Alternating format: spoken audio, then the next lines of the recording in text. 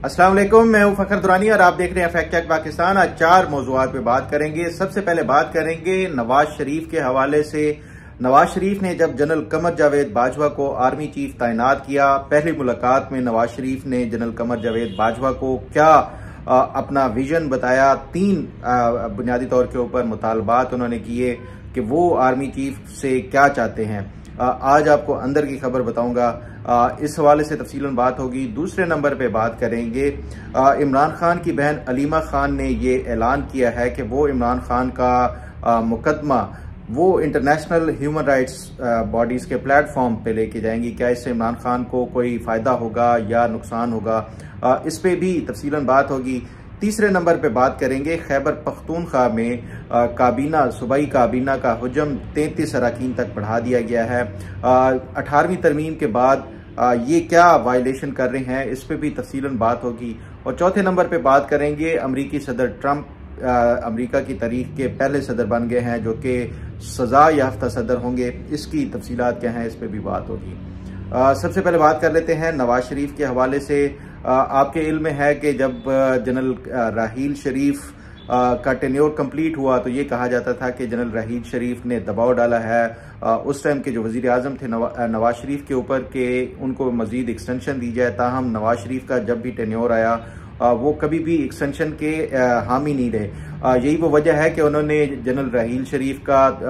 भरपूर दबाव, media campaign, और फिर आपको याद होगा कि यहाँ इस्लामाबाद और लाहौर की सड़कों के ऊपर बिल बोर्ड्स और ये पैनाफ्लेक्स लगाए गए थे जिसमें जाने की बातें, जाने दो जनरल राहील शरीफ के हवाले से कि वो मजीद काम जारी रखें बतौर आर्मी चीफ के। ताहम जो उस टाइम के जो वजीर आजम थे नवाज शरीफ, उन्होंने ये एक्सटेंशन नहीं दी और उन्होंने नामजद कर दिया था जनरल कमर जावेद बाजवा को। जनरल कमर जावेद बाजवा की बतौर आर्मी चीफ जब तैनाती होने के बाद नवाज शरीफ से मुलाकात हुई तो नवाज शरीफ ने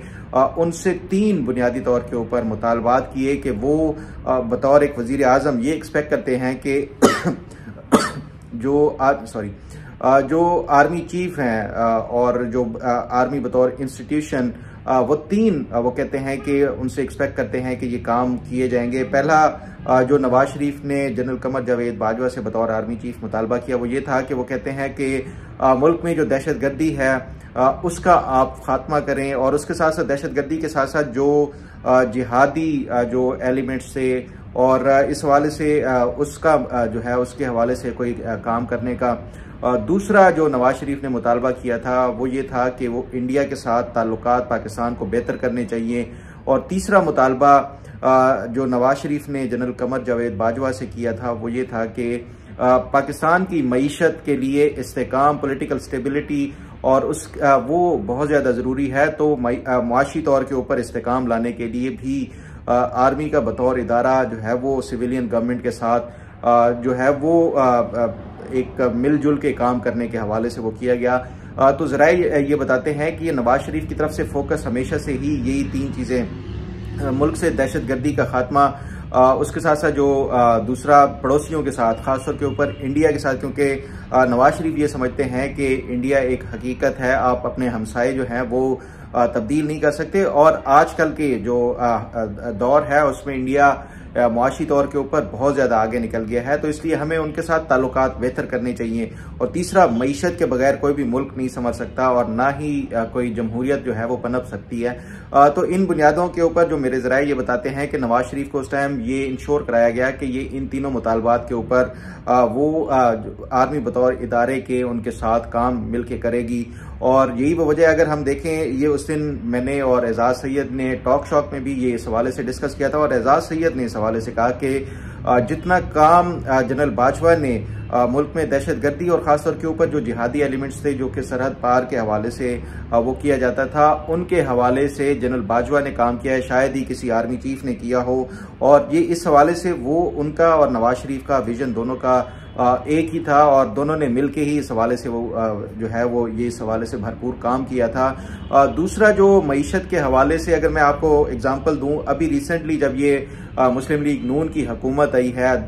ये 2024 के 8 फरवरी इलेक्शंस के बाद, और पॉलिटिकल इंस्टेबिलिटी खासतौर के ऊपर जो इमरान खान की तरफ से एहतजाज, धरने, जुलूस ये उनकी कॉल्स दी जाती थी। तो उसके बाद एक खुफिया मुलाकात हुई नवाज शरीफ की बड़ी एक अहम हुकूमती ओहदेदार के साथ,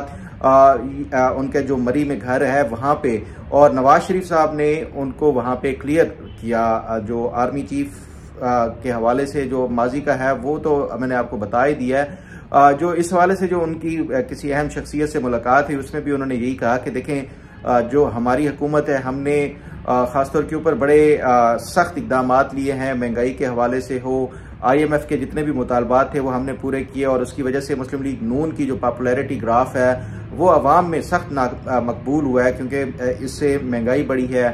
टैक्सेस की भरमार हुई है। तो ये तमाम हम मुल्क की खातिर जो है वो इसको बर्दाश्त करेंगे, लेकिन आपको फिर पॉलिटिकल स्टेबिलिटी के लिए खुद से जो ये इस तरह के अदम इस्तेकाम फैला रहे हैं सियासी तौर के ऊपर, उनको आप खुद निपटे, हम मईशत के ऊपर फोकस करेंगे। तो ये जो नवाज शरीफ के हवाले से और जो मुस्लिम लीग नून का ओवरऑल माशी तौर के ऊपर हमेशा से ही फोकस है, और जितने भी मेगा प्रोजेक्ट्स के हवाले से हो इनका हमेशा से ये एक, चाहे वो बिजली का अगर आप देखें 2013 की हुकूमत के बाद जो पाकिस्तान में बिजली का बहरान था, उसके बाद जो बिजली के नए प्रोजेक्ट्स गो के इसके ऊपर अभी भी बहस होती है कि जो इनके जो टैरिफ थे वो बहुत ज़्यादा हाई हैं इस रीजन को देखा जाए तो। लेकिन उसके हवाले से भी अब अगर देखा जाए तो ये मौजूदा हुकूमत टैरिफ्स के हवाले से ना सिर्फ ये नेगोशिएट कर रही है, बल्कि ये भी ऐलान किया गया है कि ये बिजली आने वाले ये जो जनवरी के बाद इसको सस्ता कर दिया जाएगा। तो ये जो मुस्लिम लीग नून की हमेशा से, और उस टाइम भी उन्होंने यही इसके ऊपर ही फोकस था कि वो मईशत को बेहतर करना चाहते हैं, हमसायों के साथ ताल्लुकात वो बेहतर करना चाहते हैं, और जो दहशतगर्दी और जो इस हवाले से जो भी एलिमेंट्स हैं वो उनके हवाले से फ़ौज को तादीबी कार्रवाई करनी चाहिए। तो ये एक बुनियादी तौर के ऊपर नवाज शरीफ का जो विजन था, उन्होंने उस टाइम जो आर्मी चीफ थे उनके साथ ये अपना विजन शेयर किया था, और उसके ऊपर वो जो आर्मी चीफ थे वो भी मेरे ज़रा ये बताते हैं कि वो बिल्कुल मुत्तफिक थे और उन्होंने ये इस हवाले से काम किया भी। बहरहाल आप ज़रा बात करते हैं इमरान खान के हवाले से। आपके इल्म में है कि इमरान खान फिर से दोबारा ना सिर्फ ये कि उन्होंने वो इस तरह के बयानात देना शुरू हो गए हैं जिससे बज़ाहिर यही लगता है कि इस्टेब्लिशमेंट को भी उन्होंने वो टेक ऑन करना शुरू कर दिया है, और जो कल भी एक ट्वीट हुआ जिसमें उन्होंने ये कहा है इमरान खान के अकाउंट से, जिसमें उन्होंने ये कहा है कि इतने मुकदमात और इतना जुल्म जो है वो जनरल याया ने उस टाइम जो थे मुजीबुर रहमान उनके ऊपर, शेख मुजीबुर रहमान के ऊपर किया था, बिल्कुल उसी तरह ही मेरे ऊपर ये इस तरह के मजालिम किए जा रहे हैं। फिर साथ साथ ये भी कि उनकी तरफ से जो इदारों को दोबारा से टारगेट करने का सिलसिला है वो शुरू हो चुका है। एक तरफ वो मुज़ाकरात कर रहे हैं और दूसरी तरफ ये टारगेट करके मालूम नहीं कि ये उनकी जो पॉलिसी है ये कामयाब हो सकती है या नहीं। अगर कामयाब होती तो पिछले 1.5 साल से वो जेल में ना पड़े होते। बाकी अगर सियासतदानों को देखें तो वो हमेशा अपने लिए जो पॉलिटिशियन होता है वो दूर की सोचता है और अपने लिए कोई भी रास्ता बंद नहीं करता। जो इमरान खान कर रहे हैं ये किसी सियासतदान की तरह का वो जो उनका एक अमल है वो नहीं है। बहरहाल अब उनकी तरफ से ये ऐलान किया गया है कि वो उनकी बहन ने अलीमा खान ने ये आके ऐलान किया है कि वो इंटरनेशनल जो ह्यूमन राइट्स बॉडीज हैं उनके प्लेटफॉर्म पे जाके इमरान खान का मुकदमा हाईलाइट करेंगे। अगर आपको याद हो तो इसी तरह का ऐलान पहले भी इन्होंने किया था कि वो UN से मुतालबा करेंगे कि इमरान खान के जो मुकदमात के हवाले से तहकीकात कराई जाएं। तो ये मुझे नहीं मालूम कि ये इनको कौन मशवरा देता है, क्योंकि ये इस तरह के जो मामलात होते हैं खासतौर के ऊपर जो अदालतों के मामलात होते हैं, अगर तो कोई पॉलिटिकल विक्टिमाइजेशन होती तो वो डिफरेंट बात है, लेकिन अगर कोई करप्शन के एलिगेशंस हैं और ये इस तरह के कोई मामलात हैं उसके ऊपर ये इंटरनेशनल बॉडीज के ऊपर नहीं, आपको अदालतों में ही यहाँ पे लड़के फेस करना पड़ता है। और जो भी एलिगेशंस लगाए जाते हैं आप उनके एविडेंस दे के मैं समझता हूँ कि ये वो अपने आप को क्लियर करते हैं। और यही माजी में भी सियासतदान, चाहे आप आसिफ अली जरदारी को देखें, वो कितने साल तक जेलों में रहे लेकिन अदालतों के जरिए ही उन्होंने यहाँ से रिहाई हासिल की। इसी तरह नवाज शरीफ के हवाले से या बाकी जो मुस्लिम लीग नून की क़यादत हो या दीगर सियासी जमातों की क़यादत हो, हमेशा जो कोर्ट केसेस होते हैं वो पाकिस्तान की अदालतों से ही फेस करके आपको ये भी रिलीफ भी मिलता है और हमेशा से अगर आपने बेगुनाह है तो एक्विटल भी मिलता है। तो ये इमरान खान को अगर हम देखें तो माजी में उनको बेशुमार मुकदमात से, ऐसे ऐसे मुकदमात से रिलीफ दिया गया कि जो मुकदमा भी दर्ज भी होना है, यानी अगर कोई इमरान खान जाते हुए कत्ल कर दें तो उसका भी इस्लामाबाद हाई कोर्ट ने, आपको याद होगा 9 मई के बाद जो एक जमानत का वो दिया था, तो अदालतों से तो उनको हमेशा से ही भरपूर रिलीफ दिया जा रहा है। मालूम नहीं कि ये इनको कौन मशवरा दे रहा है कि ये इस तरह के जो है वो जाके ये बयानात दें, और इंटरनेशनल बॉडीज़ में कोई भी इस तरह जो मामलात को टेकअप नहीं किए जाते। बहरहाल अब ज़रा बात कर लेते हैं PTI की। जो खैबर पख्तूनख्वा में हुकूमत है उसकी काबीना में इजाफा कर दिया गया है, और अब जो सूबाई काबीना है उसका हुजम 33 तक पहुँच चुका है। जो 18वीं तरमीम है, 18वीं तरमीम में एक रिक्वायरमेंट है कि जो भी सूबाई अगर हुकूमत है तो सूबाई असम्बली के जो टोटल मेंबर्स हैं उसके 11% तक आप कैबिनेट जो है वो रख सकते हैं। इसी तरह जो कौमी असम्बली का है उसका भी 11% तक जो है वो यानी वफाकी हुकूमत में, वफाकी काबीना में शामिल कर सकते हैं। लेकिन जो PTI का इस टाइम जो सूबाई हुकूमत की काबीना का हुजम है वो 23% तक पहुंच चुका है। तो इस हवाले से काफ़ी जो हमेशा से इमरान खान ये कहते थे कि एक तो ये कि इत्तेहादियों की हुकूमत थी इसलिए उनको ज़्यादा वजारतें देनी पड़ती थी, लेकिन खैबर पख्तूनख्वा में इस टाइम इनकी 2/3 मेजॉरिटी से भी ज़्यादा वहाँ पे हुकूमत है। लेकिन